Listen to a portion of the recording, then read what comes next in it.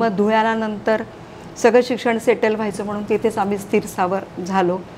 मग 10वीपर्यंत शिक्षण व्यवस्थित झालं. पण त्या काळामध्ये शाळेमध्ये असताना पण गाण्यामध्ये, समूहगीतामध्ये, नाटकामध्ये सगळीकडे वावर असायचा. स्पर्धेमध्ये भाग घेणं.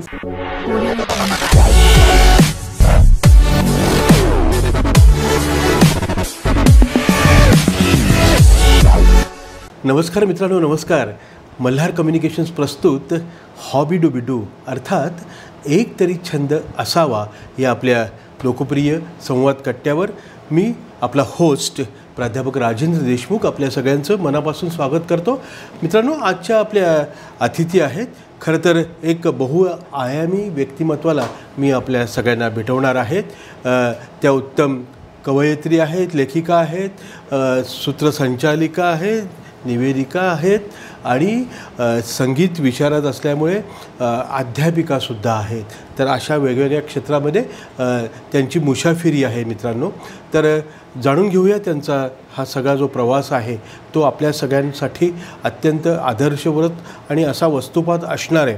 तर विशाखाजी, आपल्या मल्हारच्या वतीनं, आमच्या सगळ्या टीमच्या वतीनं आपलं मनापासून स्वागत आहे.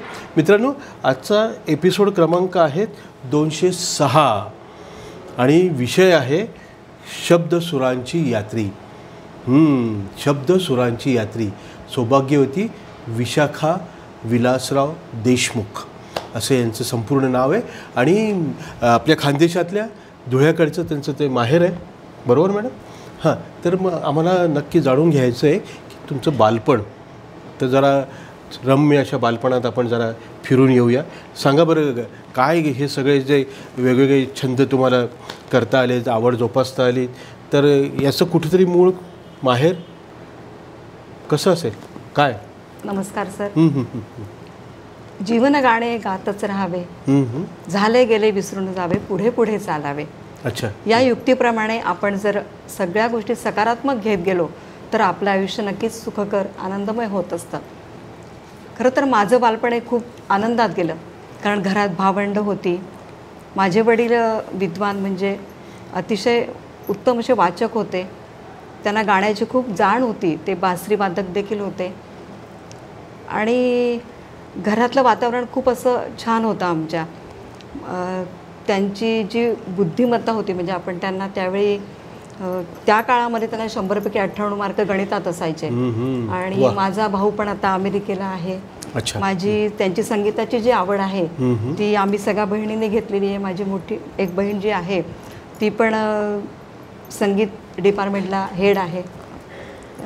दुसरी पण बहीण माझी धार्मिक आणि संगीत क्षेत्रातच तिचा वावर आहे. आणि माझ्या बाबतीत म्हणायचं तर म्हणजे वडिलांची बदली असायची. सुरुवातीला मी अगदी प्राथमिक होते त्यावेळी भुसावळला माझं शिक्षण झालं. त्यानंतर आमची बदली इगतपुरीला झाली. इगतपुरीला झाल्यानंतर लहानपणापासून असे वेगळेच संस्कार झाले आमच्यावर. म्हणजे शाळेमध्ये जेव्हा जायचो तेव्हा आमच्या शाळेसमोर एक शास्त्री नावाचे सर असायचे. तर मधली सुट्टी झाली की आम्ही डबा न खाता घरून जेवण करून यायचो. मग सरांकडे धावत जायचो आणि सर आम्हाला भगवद्गीतेचा अध्याय शिकवायचे. 2 श्लोक असायचे ते, आणि ते शिकले की आम्ही लगेच तोपर्यंत मधली सुट्टी संपायची. मग आम्ही परत शाळेमध्ये जायचो. त्याच्यामुळे आणि सरांचा एक हे होता की स्पष्ट उच्चार, व्यवस्थितच संस्कृत आलं पाहिजे असा त्यांचा धडा होता. मग असं करत छान आमचे अध्याय, आणि त्यांनी ज्यावेळी जे शिकवलेलं आहे ते अजूनपर्यंत पण आमचं पाठांतर छान आहे. असं छान 10वीपर्यंत शिक्षण झालं. मग 6वीला आम्ही धुळ्यात आलो. आणि मग धुळ्याला नंतर सगळं शिक्षण सेटल व्हायचं म्हणून तिथेच आम्ही स्थिर स्थावर झालो. मग 10वीपर्यंत शिक्षण व्यवस्थित झालं. पण त्या काळामध्ये शाळेमध्ये असताना पण गाण्यामध्ये, समूहगीतामध्ये, नाटकामध्ये सगळीकडे वावर असायचा. स्पर्धेमध्ये भाग घेणं असं. नंतर 10वी झाल्यानंतर मग साईडला कोणत्या जायचं ते काही फारसं कळत नव्हतं त्या काळामध्ये. मग मोठी बहीण माझी कॉमर्सला गेली म्हणून मी पण कॉमर्सला गेले. अर्थात कला ही आवड होतीच आपल्याला. मग 12वी झाले. 12वी झाल्यानंतर पैसा मिळवायला पाहिजे ना, काहीतरी आपण स्वतःच्या पायावर उभं राहायचं. तेव्हापासून ते संस्कार असतील आपल्यावर. मग 12वी झाल्यानंतर मी एके ठिकाणी जॉब करू लागले. मग तो जॉब करताना पेपरमध्ये अशी जाहिरात आली की सुगम संगीत डिप्लोमा सुरू होणार आहे. मग मी त्या कॉलेजला SNDT कॉलेज होतं धुळ्याचं, तिथे जॉईन झाले.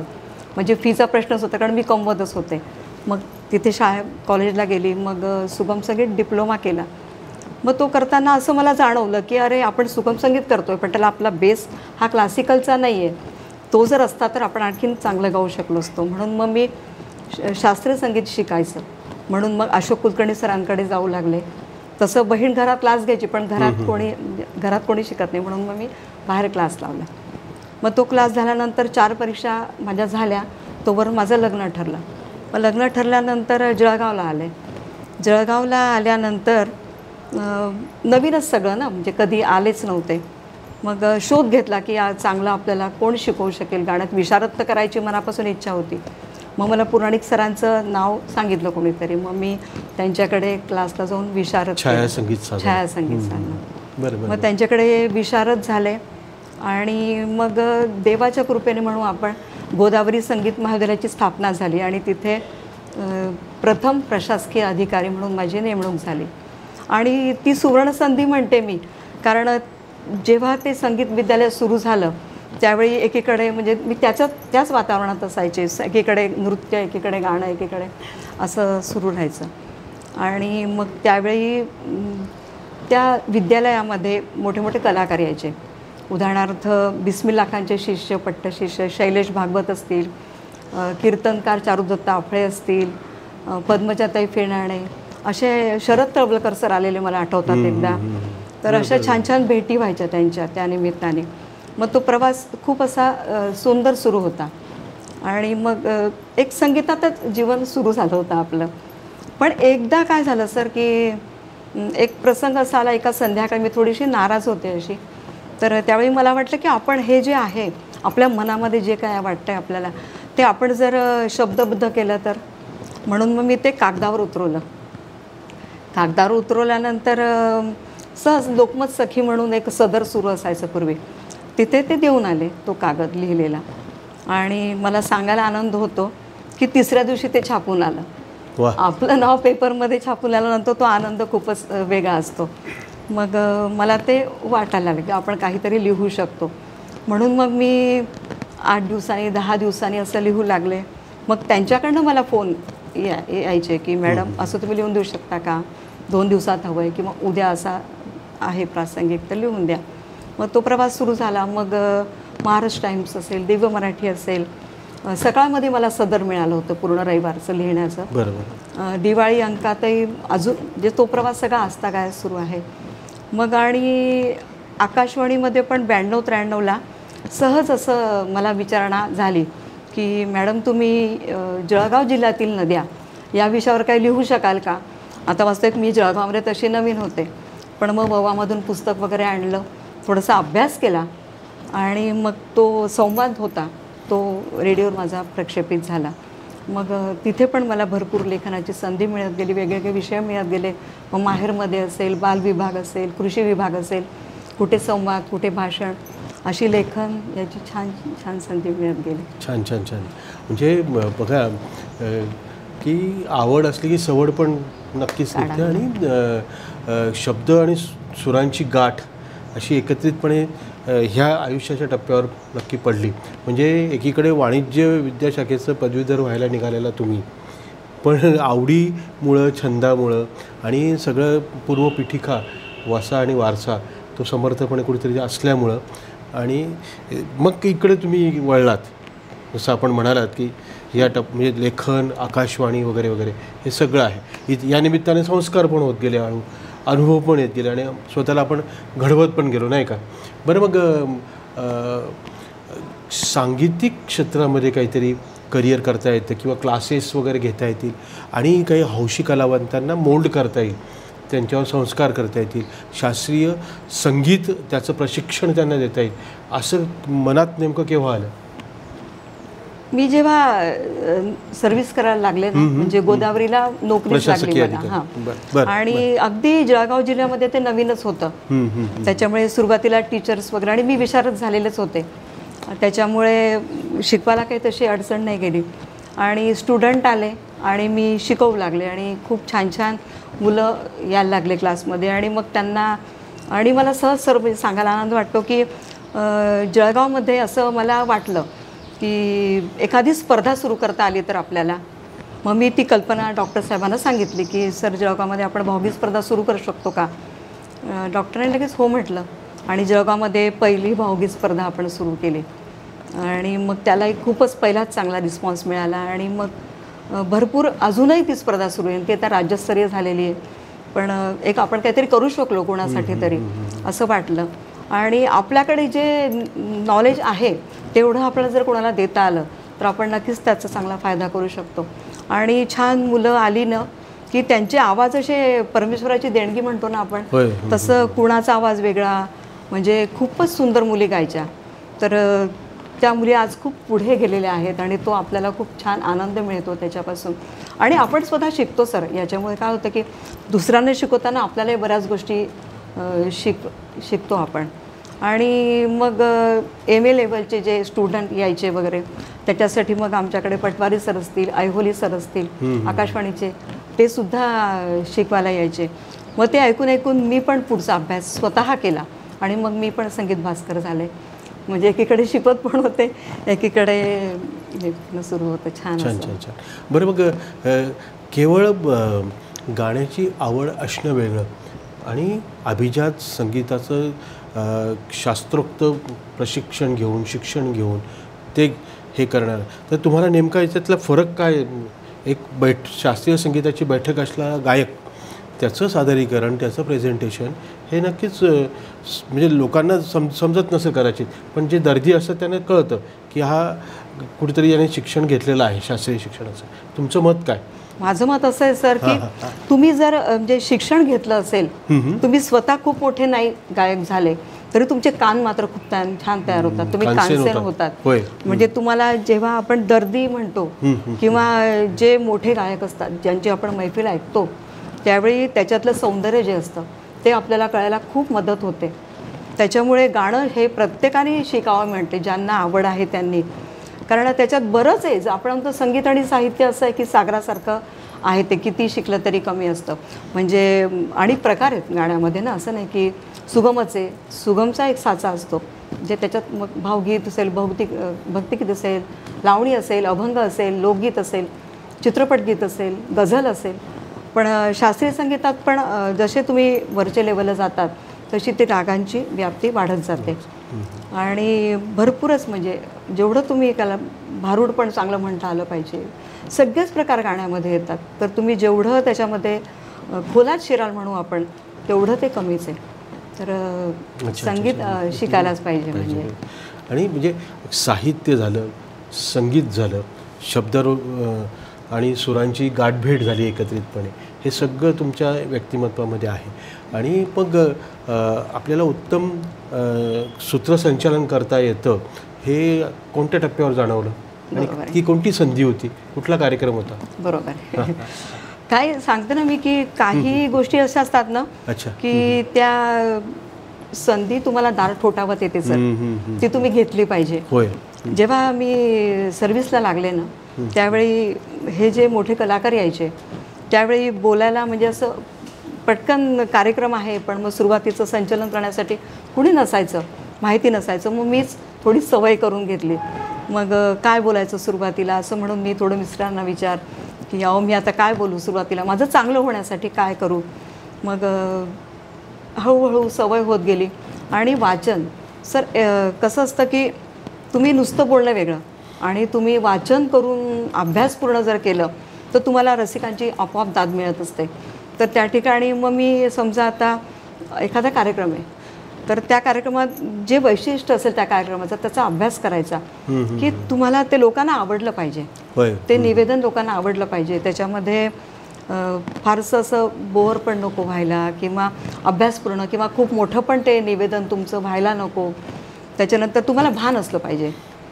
म्हणजे लोक गाण्यांच्यासाठी आलेले आहेत आणि तुम्ही जर त्यांना 2-2 पानं वाचून दाखवले तर साहजिकच ते कंटाळून जातात. ते तुमचं गाणं ऐकायला आलेले असतात. त्याच्यामुळे निवेदकाला एक भान असलं पाहिजे. आणि निवेदक असा असतो की त्याला प्रत्येक गोष्ट आली पाहिजे. म्हणजे एकीकडे गाण्याचं आलं पाहिजे, कधी विद्यार्थी सत्काराचं आलं पाहिजे, कधी अनेक कार्यक्रम असतात ना. तर प्रत्येकाचं संचलन हे वेगळं असतं आणि समोरचा मॉब कोणता आहे मुख्य म्हणजे कधी आपण निवेदन करतो, कधी व्याख्यान द्यायची वेळ आलेली आहे. मग त्यावेळी मी आधी काय करते की समोरचा मॉब किती वर्षाचा आहे. समजा तो महिला दिन असेल तर मला साधारण माहिती आहे की 40 ते 50 60पर्यंत महिला असतात. मग त्यांना आपलं आवडलं कसं पाहिजे याच्यासाठी मग थोडासा अभ्यास करते मी. मग त्यांना घेऊन असं थोडेसे त्यांना प्रश्न विचारून किंवा असं करून की त्यांना खिळवून ठेवलं पाहिजे आपण. नक्कीच असा त्याचा अभ्यास करून मग तशी त्यांची आणि समोरच्याची श्रोतृवर्गाची आकलन क्षमता, रिसिव्हिंग कपॅसिटी पण, जसं वयोगट आणि त्यांची मानसिकता हा भाग आहे तसं ते पण फार महत्त्वाचं आहे. नक्कीच नक्कीच. मग सूत्रसंचालन आणि निवेदन, एखाद्या सांगीतिक कार्यक्रमाचं आपण निवेदन करतो त्याच्यामध्ये बेसिक असं काय म्हणजे त्याची तयारी वेगळी कशी असते आणि काय फरक? बरोबर आहे. आता सूत्रसंचालन म्हटलं ना की तुमचं सूत्र जे असतात ते तुमचे श्रोता आणि तुम्ही एक माध्यम असतं त्यातलं. तर तो कार्यक्रम रेखीव असतो साधारणतः. तुम्ही तर मोठे सूत्रसंचालकच आहात, प्रोग्राम अजेंडा असतो त्याच्यामुळे तो ठरलेला असतो. पण ऐनवेळी अनेक बदल होऊ शकतात आणि किंवा एखादा प्रमुखपणे उशिरा येतात, त्यांचा नंतर सत्कार करा, हे करा, ते भान मगाशी म्हटलं तसं व्यवस्थित ते करावं लागतं. ऐनवेळेस चेंजेस होतात, त्याच्याकडे बघावं लागतं. आणि निवेदन जर तुम्ही म्हटलं तर तुमची गाणी वगैरे ठरलेली असतात, परंतु वेळेवर तुम्हाला एखाद्याने वेगळा रिस्पॉन्स दिला तर तुम्हाला त्याला उत्स्फूर्तपणे वेगळं काहीतरी बोलता आलं पाहिजे. त्या ठिकाणी तुमची वेगळी दाद मिळू शकते.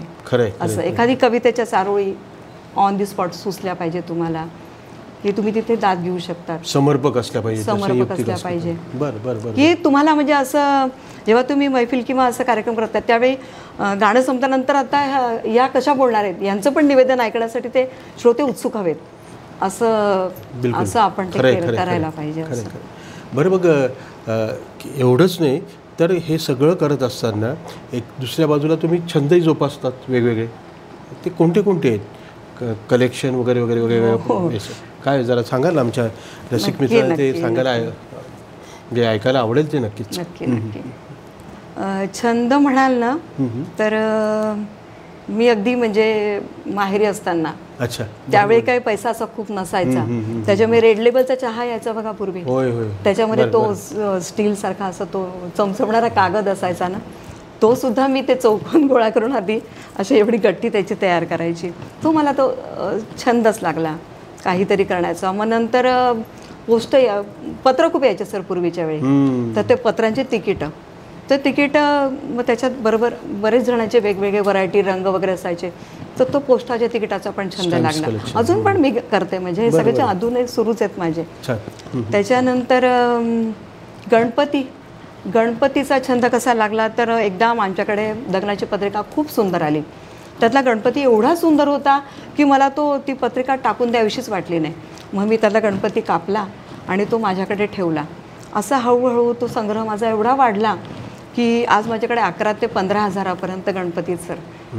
आणि अनेकांना माहिती आहे की मॅडमला गणपती आवडतात, मग मला प्रेझेंट काय द्यायचं त्यांना काही जास्त विचार करावा लागत नाही, ते मला गणपती प्रेझेंट देतात किंवा पुस्तक देतात प्रेझेंट. म्हणजे छान, मला जी आवड आहे ती जोपासली जाते. आणि पूर्वी कसं होतं की लग्नपत्रिका हा होता, पण जसं आपण पैसे कमवू लागलो किंवा आपण स्वतःचे कमाई करतो त्यावेळी 2 पैसे आपण खर्च पण करू शकतो ना, की आपला प्रत्येक वेळी नवरा किंवा वडिलांकडे मागावे लागत नाहीत. मग गणपतीपुळे असो किंवा अष्टविनायक असो, तिथे गणपतीच्या मूर्तीवर अतिशय सुंदर मिळतात. मग खड्यांचा असेल, सुपारीचा असेल, मग पानांचा असेल, तर असे सगळे जे वेगळे गणपती सर ते पण मी जमवलेले आहेत, मूर्ती वगैरे अशा खूप छान आहे माझ्याकडे. तर म्हणजे गणपतीनेच बुद्धी दिली असावी. आणि त्याच्यामध्ये एक असा अजून माझा आहे की गणपती जो असतो तो असा रस्त्यावर किंवा कुठे त्याचं हे नको व्हायला, पावित्र्य जायला नको, म्हणून पण एक मी छंद तो जोपासते. त्याच्यामुळे आज पेपरला जरी असले ना तरी पेपरचे गणपती माझ्याकडे खूप आहेत. म्हणजे सगळाच छंद आहे. गणपती आहे, तिकीटं आहेत, त्याच्यानंतर सह्या घेते सर मी. म्हणजे म्हणजे मोठे मोठे कलाकार जे येतात त्याची सुरुवात अशी झाली की मी ABVPची कार्यकर्ती आहे. म्हणजे 11वी-12वीला असताना, धुळ्याला असताना, तर आमच्याकडे 3 दिवसाची व्याख्यानमाला होती बाबासाहेब पुरंदर यांची. मग त्यावेळी त्यांना आमंत्रित केलं होतं. आम्ही अशी गच्चीवरच बसलो होतो सगळे मुलं मुली. त्यावेळी सगळ्यांनी सह्या घेतल्या. मग मी पण तिथल्याच त्यांच्याकडे कागदावर त्यांची सही घेतली. मग मला ते सवय झाली. मग सहज नाटकाला गेले, गाण्याला गेले, मोठ्या कलाकारांना भेटले. मग त्या सह्या जमल्या. मग कोणीतरी म्हटलं, अगं तू असे नुसते कागद काय ठेवते, तू त्याची छानपैकी वही कर. मग मी भारीपैकी वही केली, त्याच्यात ते सगळे चिटकवलं. आणि समजा आता अरुण दाते असतील तर त्यांचं शुक्रतारा हे गाणं गाजलेलं आहे. मग शुक्र त्याच्यावर तारे काढले.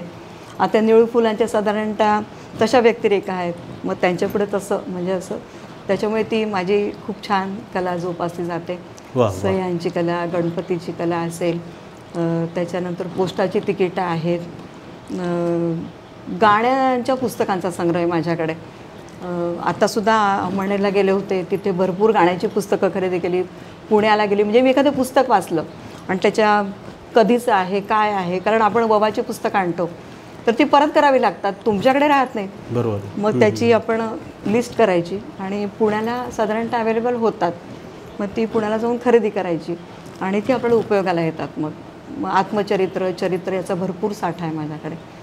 छान त्याचं. खरं तर असं म्हणतात म्हणजे की आपल्याला झाडं श्वास देतात आणि पुस्तकं आपल्याला आत्मविश्वास देत असतात, नाही का? फारच सुंदर असं हे एका अर्थानं कोटेशन आहे. तर त्यानुसार तुम्हाला नेमकं तुमच्या संग्रही जास्ती कुठल्या प्रकारचे म्हणजे प्रवास वर्णन आहेत, आत्मचरित्र आहेत, की सगळंच आहे वाचनाच्या दृष्टिकोनातून आणि कलेक्शनच्या दृष्टिकोनातून? मी तुम्हाला सांगते, जास्त करून तर साहजिकच गाण्याचीच पुस्तकं राहणार. बरं. गाणं आणि नाटक, नाटकाची पण म्हणजे जे मोठे मोठे कलाकार आहेत त्यांची सगळ्या नाटकांची पुस्तकं आहेत.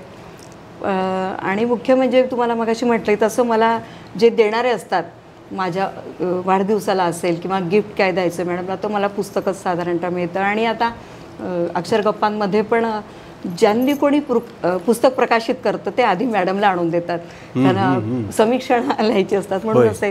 पण ते कविता संग्रह म्हणजे तशी पण पुस्तकं आहेत, गाण्याची पण आहेत, नाटकाची पण आहेत. आणि मला ती आवडतात खूप वाचायला आणि तो छंदच आहे. ती वाचल्याशिवाय माझी दिवस जातच नाही. तो एक काळ माझा, संध्याकाळची वेळ जी असते ती माझी खास वाचण्यासाठी. तिथे मग आपली जी संस्था आहे गंधार, आणि आपण आता वाचनाच्या बाबतीमध्ये खरं तर वाचन संस्कृती जोपासण्यासाठी आणि ती वाढवण्यासाठी सुद्धा, त्याच्यात वृद्धी होण्यासाठी तुम्ही तुमच्या बाजूने मनस्वीपणाने प्रयत्न करताय. तर अक्षर गप्पा हा गेल्या मला वाटतं तुमच्या 14 वर्षांचा उपक्रम, काय सांगाल त्याच्याबद्दल? तो प्रवास तर खूप सुंदर आहे. कारण कसं, महिला ज्या असतात ना, अच्छा, एकत्र जमल्या की साडी खाणं याच्यात त्यांचा साधारणतः विषय असतो. एकदा आम्ही 4-5 जणी भेटलो आणि मी तिथे त्यांना सांगितलं की आपण साडी, खाणं पिणं किंवा इतर गप्पा न मारता आपण फक्त साहित्यावर गप्पा मारू शकतो का? मग त्या दिवशीच काय झालं, पहिल्याच दिवशी ज्यांनी जे काय वाचलं होतं त्याच्यावरच आम्ही गप्पा रंगवल्या अक्षरशः. आणि मग पुढे डिक्लेअर केलं की आपण पुढच्या महिन्यामध्ये परत अक्षर गप्पा घेऊ. आणि असा तो प्रवास दर महिन्याला सुरू आहे सर 14 वर्षापासून. मग ते विषय पण ठरलेलेच आहेत आमचे की जानेवारीमध्ये दिवाळी अंक असतो, फेब्रुवारीमध्ये लखलख तारे म्हणून कुसुमाग्रज आणि सावरकरांचा एपिसोड घेतो. मार्चमध्ये जागतिक पुस्तक दिन, आता कविता दिन पण झाला. जूनमध्ये 26 जूनला मला सांगायला आणखीन आनंद होतो की ज्या घरामध्ये बालगंधर्वांचं बालपण गेलं आहे, बालगंधर्वांनी प्राथमिक धडे गाण्याचे ज्या वास्तूत घेतलेत त्याच ठिकाणी आपण शास्त्रीय संगीताची मैफिल आणि नाट्यगीतांची मैफिल घेतो दर 26 जूनला.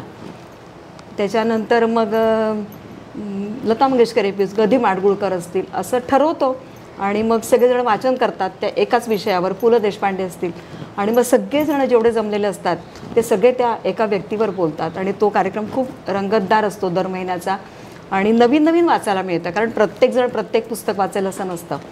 आणि मग नंतर म्हटलं आपलं साहित्य आहे तर आपण जे मुलं उगवते तारे म्हणू आपण त्यांना जर एक चांगलं व्यासपीठ मिळालं तर ते नक्कीच पुढे जाऊ शकतील. म्हणून सहज एक कल्पना आली 10-11 वर्षापूर्वी की आपण अजून एक वेगळी स्पर्धा सुरू केली तर, कारण भावगीत स्पर्धा जगामध्ये खूप झाली आणि मग त्यात व्हरायटी येत नव्हती, फक्त भावगीत, मग चित्रपट का नुसतं भावगीत.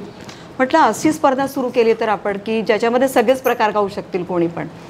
म्हणून मग 11 वर्षापूर्वी आम्ही मराठी चित्रपट गीत गाण्याची सुरुवात केली आणि मग माझ्या सासऱ्यांच्या नावे आम्ही ते करंडक देतो आणि माझ्या वडिलांच्या नावे आपण रोख बक्षीस देऊन ती स्पर्धा आपण सुरू केलेली वा वा वा आहे. ती डिसेंबरमध्ये असते साधारणतः. उत्तम. म्हणजे गंधारचं आणि असं आहे सर, आपण म्हणतो की या गोष्टी ना आपण करणारे कोणीच नसतो, कोणीतरी आपल्याकडे करून घेणारं असतं. तर देशमुख म्हणून होते आमचे, बाबूराव देशमुख म्हणून माझे आजे सासरे, चुलत आजे सासरे. तर ते आता नागपूरला होते म्हणजे. तर त्यांच्याकडे सवाई गंधर्व, बालगंधर्व नेहमी राहायला मुक्कामाला असायचे. त्याच्यामुळे तो कदाचित वारसा थोडाफार आला असं मला वाटतं. बालगंधर्वांच्या एक एक महिना आमच्याकडेच त्यांचा मुक्काम असायचा. तर माझ्याकडे ती एक साठवण आहे की माझ्याकडे सगळे पत्र आहेत सर त्यांचे. बालगंधर्वांचं हस्ताक्षरातलं पत्र, हो हो, सवाई गंधर्वांचं स्वहस्ताक्षरातलं पत्र आहे, पु ल देशपांडेचे पत्र आहेत, सगळ्यांचे पत्र आहेत, सगळ्यांचे मासिक. असं जुना दुर्मिळ ठेवा जो कुठेच नसेल तो माझ्याकडे छान आहे. ते मी तशी भाग्यवान समजते स्वतःला. बरं, मग ह्या सगळ्या याच्यात मान सन्मान, काही प्रतिष्ठेचे पुरस्कार सुद्धा तुम्हाला मिळालेले आहेत. तर वानगी दाखल काही शेअर करा ना, का कुठले कुठले? बरोबर. तसं तर नारी शक्ती पुरस्कार आहे, हिरकणी पुरस्कार आहे, आता परवा प्रेरणा पुरस्कार मिळाला, उंच माझा झोका पुरस्कार मिळाला आणि लोकमत सखी सन्मान पण मिळाला.